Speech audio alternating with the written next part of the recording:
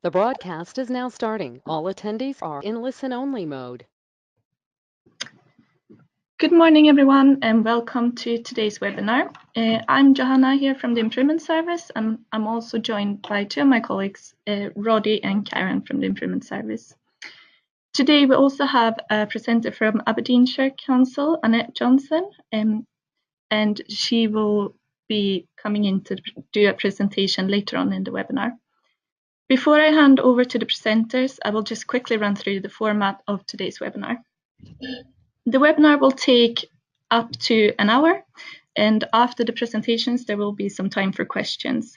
If you do have any questions during the presentations, please feel free to send these through at the panel on your right-hand side. I will moderate these questions and I will present them to the presenters after the presentations. The session is recorded and the recording of the slides will be available after the session. We will send out a link to you and anyone that has registered for the webinar to our YouTube channel after the webinar. So without further ado, I will now hand over to my colleague, Karen Carrick. So thank you. Hi, thanks very much for joining us in this webinar. I'm Karen Carrick and I'm a project manager with the Improvement Service. The role of the Improvement Service is very much to enable councils and their partners to deliver high quality, efficient local services. We do so in an enabling and supportive role, and we're very pleased to support this new way of delivering advice services and to host the Welfare Advice Services Facilitator post. I think we're all aware of the significant contribution that advice services can make to reducing poverty and income inequality. But critical to this approach is the way that advice services are accessed. All too often, it's the people that are most socially and economically disadvantaged that are not able to access services. And we feel that there is a strong evidence base to ensure that demonstrates how this approach to delivering advice services actually achieves that. There has been a significant amount of research in the way that this approach can operate. It's not, although it is currently being rolled out on quite a wide-ranging basis, it's not a new initiative. And in fact, it was first thought of about 20 years ago and was piloted in North Edinburgh by Kate Burton from NHS Lothian. Glasgow Centre for Population and Health have done some research on the approach, and indeed the Improvement Service did a social return on investment analysis of the benefits of delivering advice services in this way. And there are multiple benefits for all the key stakeholders who are involved in this approach. What is essential, though, to embedding advice workers is that the advice worker or the link worker actually part of the practice team with full access to medical records. If this method of operation is delivered, then we know that there are positive outcomes for individuals who are able to access services at an early stage and who report improved health and well-being. But also there are very positive advantages for GPs and medical staff who have more time to focus on actually delivering medical interventions and not attempting to address people's social needs, which all too often they're not that well equipped to deal with. In terms of the social and economic benefits, our SROI analysis suggested that for every pound invested, there would be around £39 worth of benefit. So it is a very cost-effective way of delivering advice services. In recognition of the value of this way of working, the Scottish Government has given the Improvement Service a small amount of money to support local authorities to roll it out in their individual areas. Now, the purpose of this really is to mitigate the impact of welfare reform and to support access to benefits administered by Scotland's Social Security Agency. The key objectives of the resources that are going to be available are to support the embedding within GP practices and primary healthcare services of welfare rights and money advisors who are funded directly or indirectly by local authorities. I would stress that the additional resources are not for recruiting new staff. This is more a way of redeploying existing skilled staff into GP practices. As well as doing this, the funding will also be used to develop high quality resources for advice service managers and also to conduct a monitoring and an evaluation exercise and help local authorities develop appropriate frameworks. But my colleague Roddy is going to talk a little bit more about what that might involve. We have identified 8 councils who are prepared to work with us to deliver this, 5 health boards, and at the end of this process, the welfare advice services will be provided in an additional 6 medical practices across Scotland in a range of rural and urban areas. We're very fortunate in that we have agreement with Aberdeenshire that they're going to take part in the programme, and Annette will talk to you as well later about what the challenges of taking this approach forward in Aberdeenshire have been and what actions they have taken to bring it to fulfilment. But what I'd like to do now is to pass over to my colleague Roddy, who will talk to you a little more about what kind of support we can offer through his post in the improvement service. Thanks very much for that, Karen. So now we'll move on to Roddy. Good morning, everyone. I'm Roddy Sampson from the Improvement Service, and I'm the Welfare Advice Service Facilitator.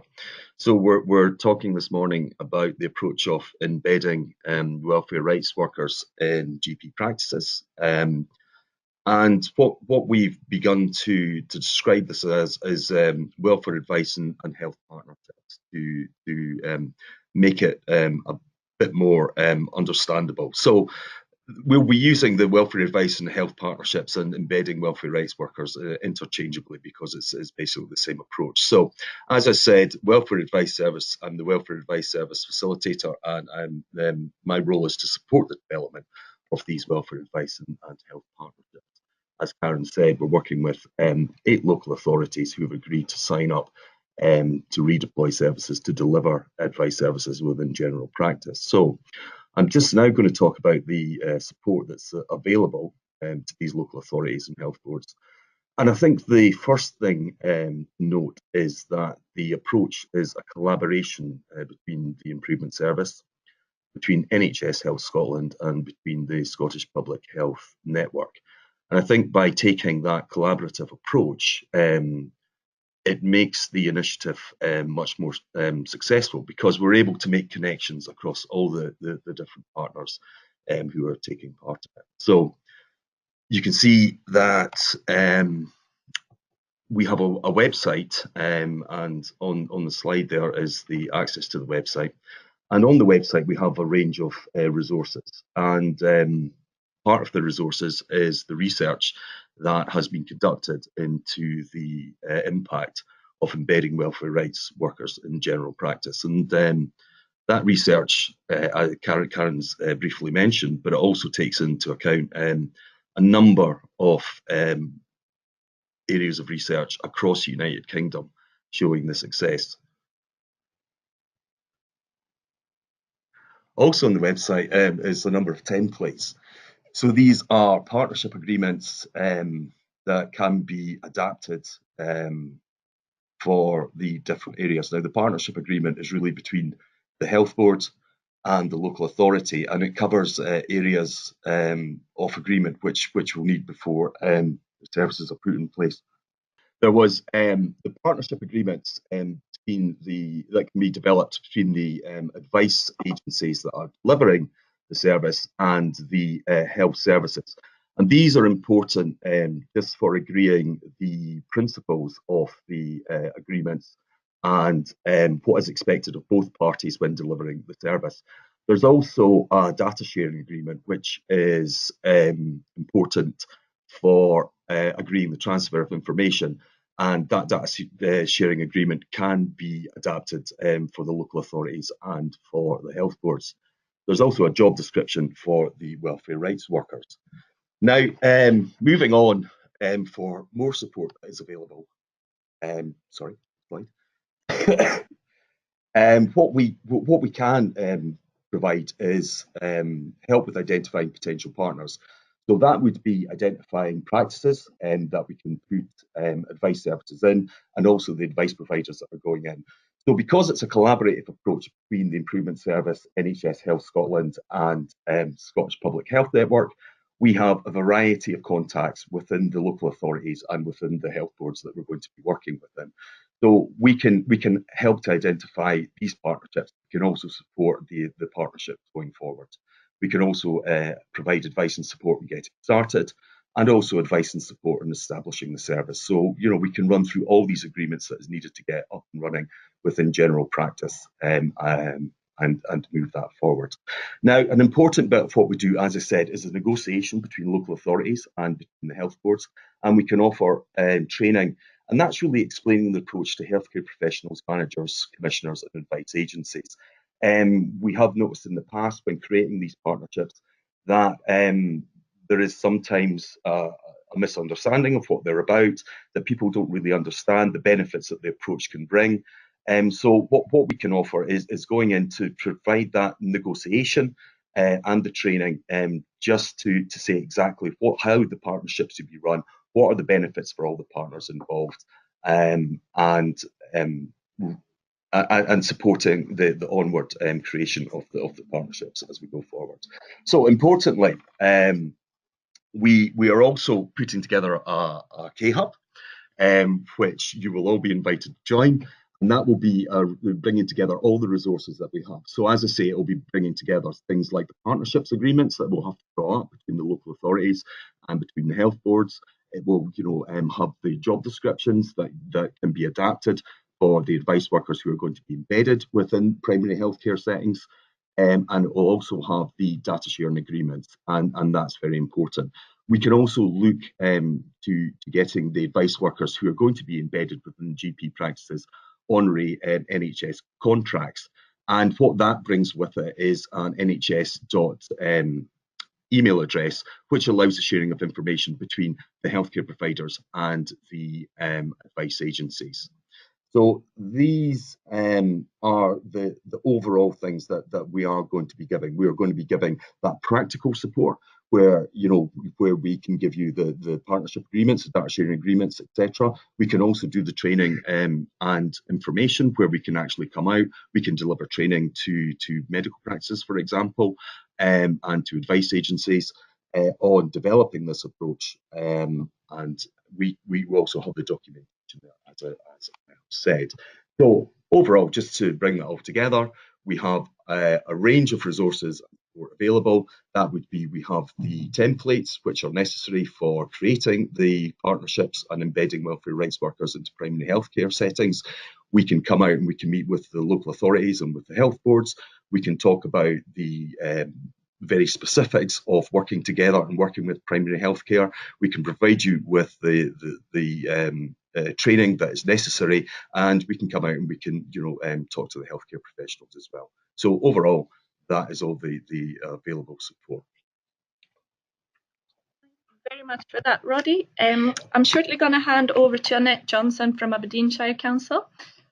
But before I do that, I just want to remind you that you can send through questions at any time using the panel on the right. So without further ado, I will hand over to you, Annette.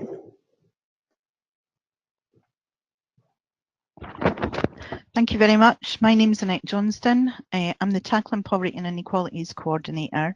I work right across Aberdeenshire, and I report to the Tackling Poverty and Inequalities Board, and that's a community planning partnership, and they are responsible for contracts for information advice services, amongst other things.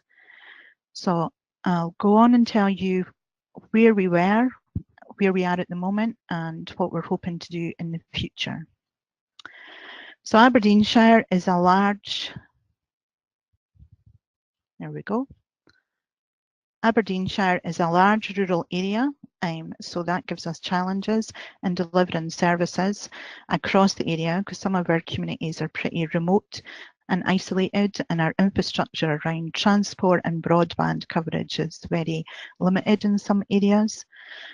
So we have to make sure that whatever we put in place is accessible to all of the communities.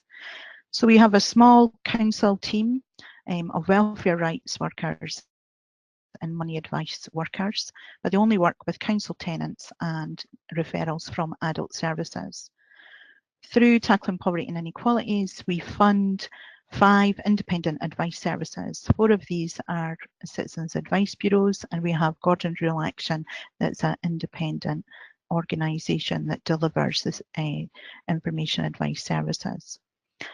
Up until recently, we've had no online services. We've had limited phone services for people, and the method of delivery has been increasingly appointments only.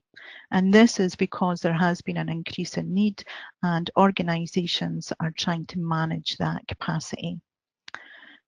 However, the feedback from clients and partners is that the most vulnerable were not accessing the services, and that was sometimes due to cost of transport, the accessibility. A lot of people who are looking to access information advice services are working, so the times of when these services were open wasn't appropriate for working families that were on shifts, and people felt there was still a lot of stigma around accessing these services.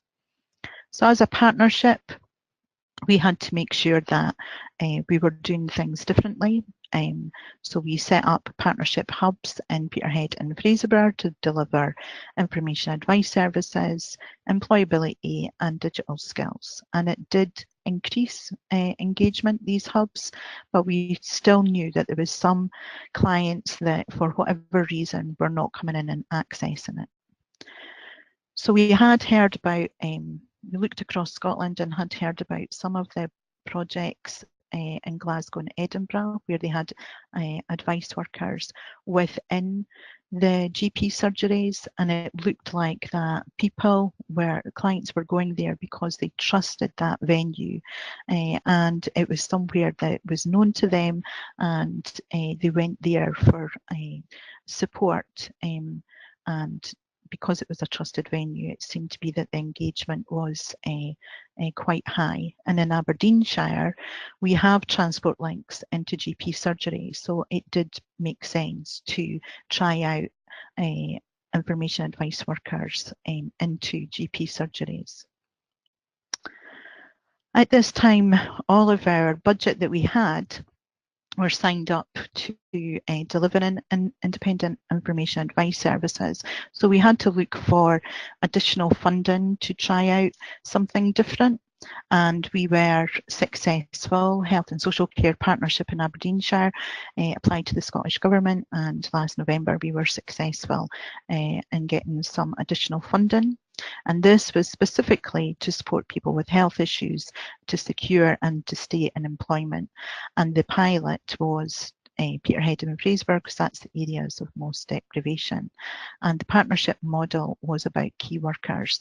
So our information advice worker that went in to Peterhead Medical Centre, in this case, she was to cover all social issues, but it was important to us that she had a welfare rights background. The project also was developing good practice to inform future services, because we do know that we have to do things differently. It has to be more client focused rather than organisation focused. So this gave us an opportunity to do things slightly differently. There has been positive impact. Engagement is high, having someone within the GP surgery and making it very simple for the GPs and saying any social issues to be referred to the welfare advice worker has worked really well. She's able to link in to other partners to help not just with welfare rights and money advice, but employability, reducing isolation, making sure that they have the right support to reduce mental health issues. So she's taken a holistic approach to the patients. And we're making sure that there's not any signposting that's happening in the project, that it is warm handovers. People are coming to her because they trust the GPs and they trust the medical professionals who are referring them into this service. So she needs to make sure that it's a warm handover if she's moving them on into employability services or wellbeing services. There was challenges at the beginning of this project, and we did actually ask Roddy and Kate to come up to do a session for our partners within health and social care, especially the manager within the GP practice and some of our colleagues in health and social care, as at that time there was a confusion around what this person would be doing and why would they need access to medical records for clients. So there was a lot of questions that they had prior to us delivering this project. There was also challenges around getting access to IT, data protection, but with the support of some of the resources that Roddy has already identified, we were able to work alongside the practice manager and the GP and our wider partners to make sure that it was a successful project. We're gathering evidence. It's a Scottish Government funded programme at this time. So we're gathering evidence to make sure that if we're delivering this in the future, that all the learning that we've had from this pilot scheme, we can use to improve services and that transition into other GPs surgeries. It's not just the GPs that are referring in, because Peterhead medical practice, Peterhead GP is within a wider medical practice. It's a cottage hospital. We've also been able to link in with midwives and the maternity unit health visitors. So it's a wide range of medical professions that are being able to access the service for their patients. So we're gathering information about what was tracking the clients to make sure that before they've came to see the welfare rights worker within the GP surgery, how many times did they come and see the GP, what level of support were they looking for, and then having a look at after they've been to see the welfare rights workers, has that tailed off. And we can see that if we are dealing with social issues for patients, then they're no longer coming on a regular basis to see their GPs. And if they are coming back, it's to do with medical issues rather than social issues. And the GPs are finding that a lot of the clients are benefiting from this, that they're not seeing clients as often as what they had. So it seems to be working very well for the client. So as I've already said, we're evaluating this pilot scheme because we have to make sure that whatever we put in place is going to not just be good for the patients, but it's also going to be able to free up medical staff to do their job, and social issues are reduced for their patients, and we're having a more holistic approach. So we're gathering lots of information at the moment, and the final evaluation will be ready towards the end of March. We have identified budgets across the Council, Health and Social Care Partnership and NHS that could actually be used to roll out this model in Aberdeenshire.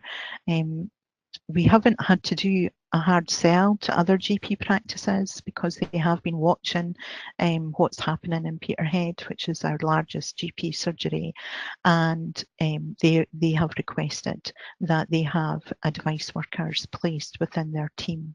So I think the transition and the rollout of this going forward is going to be a lot easier, and over the next few weeks we are looking for other GPs to come on board.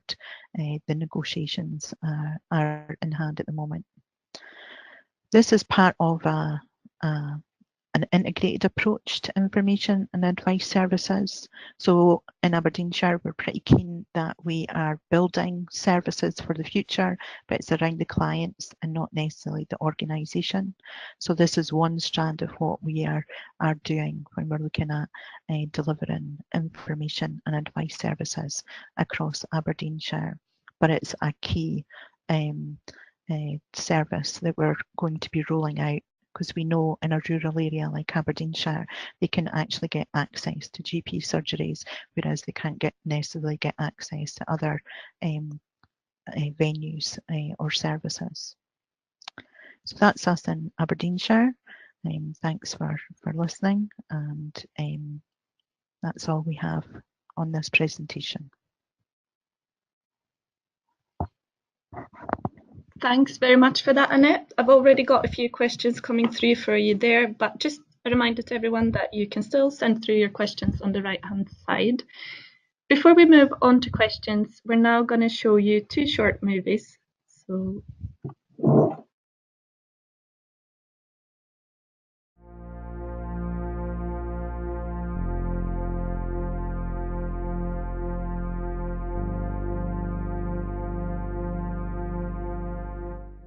Poverty and health are inextricably linked. If you've got a lower income, you will not be able to eat healthily, you'll not be able to heat your house, you'll not be able to travel. It has a massive impact on your physical and emotional and mental health and well-being.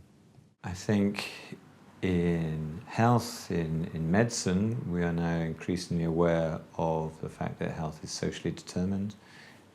The evidence base for that is overwhelming. And so that is increasingly becoming part of our role as GPs, particularly in poorer areas, is to ask about people's money issues. So the Welfare Rights Service deals with a high proportion of clients who claim sickness or disability benefits. At one point when we looked at the number of clients or the proportion of clients, it was 74% of those accessing our service. So we felt that there was a need for potential service redesign and looking to see whether there was a better way of actually reaching those clients rather than just the traditional ways where clients came to our service looking for help with their benefits. We knew there were a number of issues being raised within general practice which general practitioners couldn't deal with directly. We were getting a lot of referrals to advice agencies from these practices, so it seemed sensible to locate the services together, and that's when welfare rights advisors started to be co-located or embedded within general practices. Well, we're now very fortunate in that we have a welfare advisor as part of our healthcare team, and so we now, whenever we identify a welfare problem, we will speak with a welfare advisor and often just book the patient directly in with the expert. So the advisors offer a full casework service, but that can include any sort of benefit that they might be entitled to. It can include disability benefits as well as means-tested benefits such as income support or tax credits or universal credit. Based within the GP practices, we're able to build up good relationships with the medical staff. We have a good working relationship in our GP practice with them.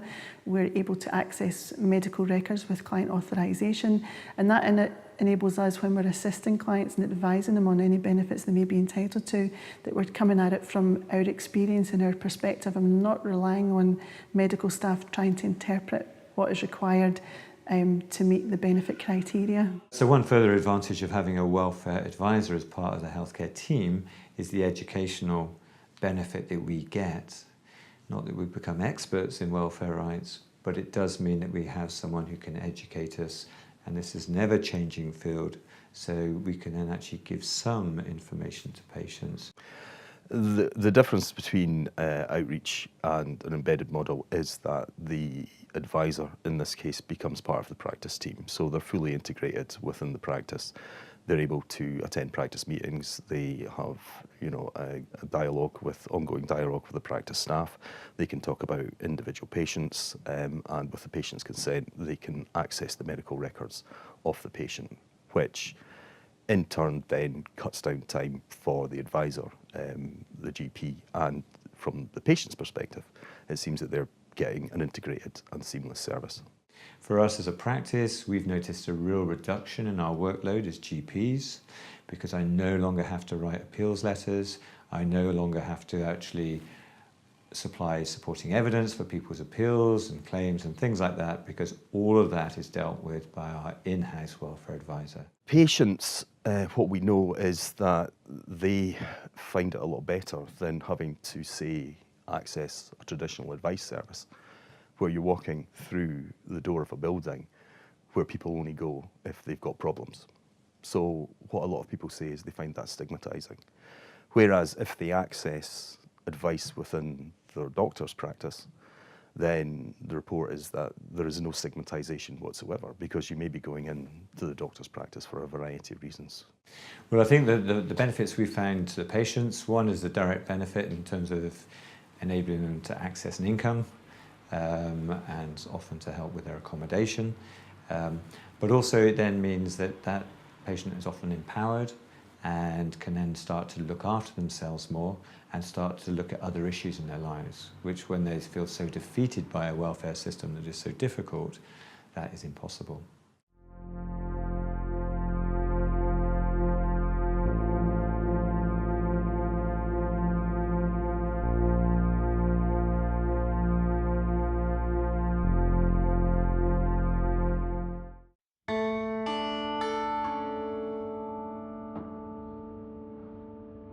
Hey you. Yes, you. I'm talking to you.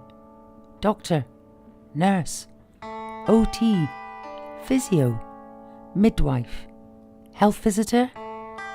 Sometimes when I see you, I feel stressed, anxious, lethargic, suicidal, have headaches, stomachache, or just overwhelmed with worry.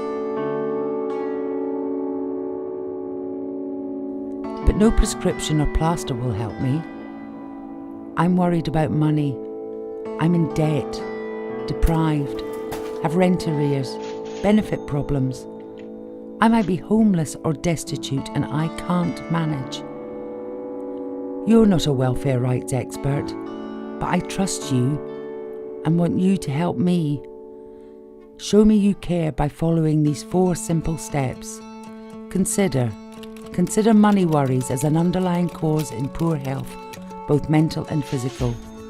Ask me simple questions and remember that my circumstances may change over time. For example, have you got any money worries that might be affecting how you are feeling? Or, is having a baby adding financial pressure? Don't worry, help is available. Refer me to an appropriate money welfare advisor, preferably one who is integrated into your care team. Engage with the advisor, providing access to medical records with my consent so they can prepare reports for you to check. Money worries can affect us all, in sickness and in health. Please make care part of your routine clinical practice and care planning.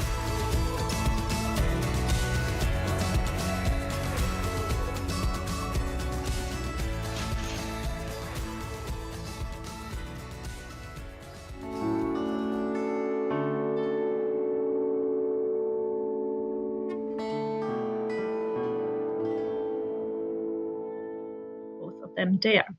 So we're now going to move on to questions, and we had a couple come through here for Annette. So we're just going to start with you, Annette, if that's okay. Yeah, that's fine. Okay, perfect. So the first question is, what are the most important elements in ensuring that a person-centered approach to delivering advice services is offered? Could you repeat that, please, because I've lost what you were saying? Yep, of course. So what are the most important elements in ensuring that a person-centered approach to delivering advice services is offered?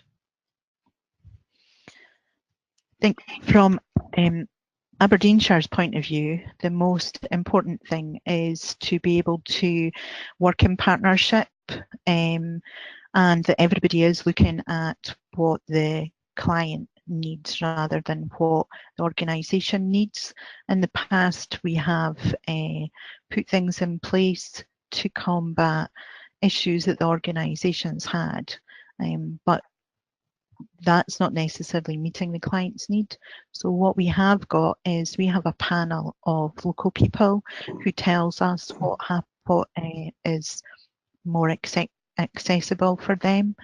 So we're looking now to develop not just making sure we are delivering information advice services where people are and where they trust that venue, like GP surgeries, but to make sure that we have online ways of engaging with them, telephone, so having a range of models for them, because we have a lot of working poor and they can't access services out with the 9 to 5, and most organisations do that. So I think it's about a channel shift of how you deliver, and you have to engage with your clients to make sure that what you're doing is making it more accessible, and having them co-produce and develop some of the services is vital for us in Aberdeenshire, because it's a huge rural area, so we can't have these centres everywhere, but it's about making connections and making them available to people.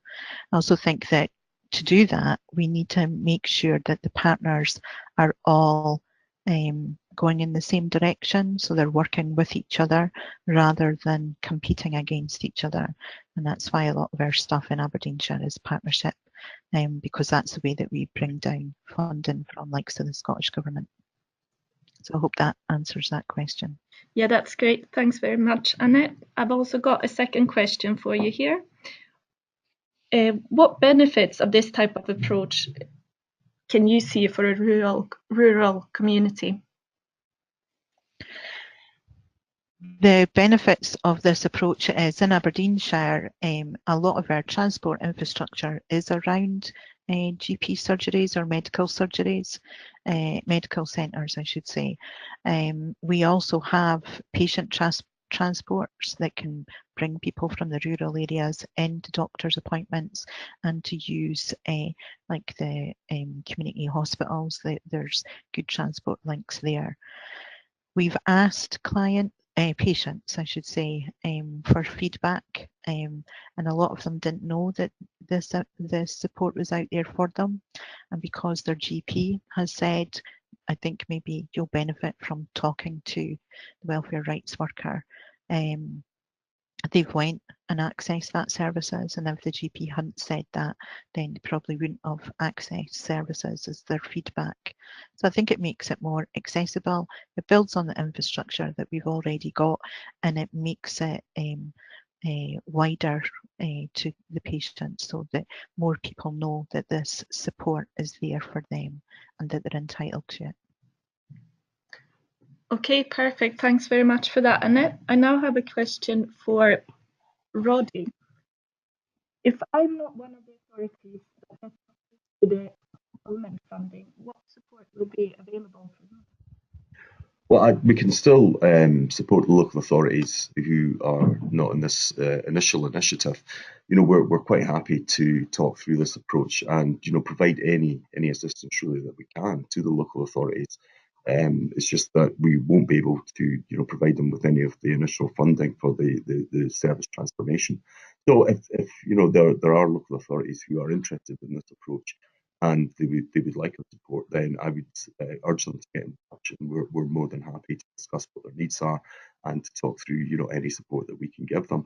The resources are obviously available freely on the website, the partnerships agreements, the data sharing agreements, the, you know, job descriptions, which can be adapted by anybody. You don't have to be part of this, you know, initial initiative to use them. So yeah, my message would be get in touch if you're interested about this. We're more than happy to talk to anybody about it. Listen to the presentations today, and to apologise for the sound quality with the films. As Joanna has said, we will send you links out to them immediately after this webinar so that you can view them at your leisure. I'd like to thank all the presenters, but particularly Annette, for sharing her experiences of what has worked in Aberdeenshire and of an approach that certainly the Improvement Service plan to capture in a report that we are shortly producing on service transformation.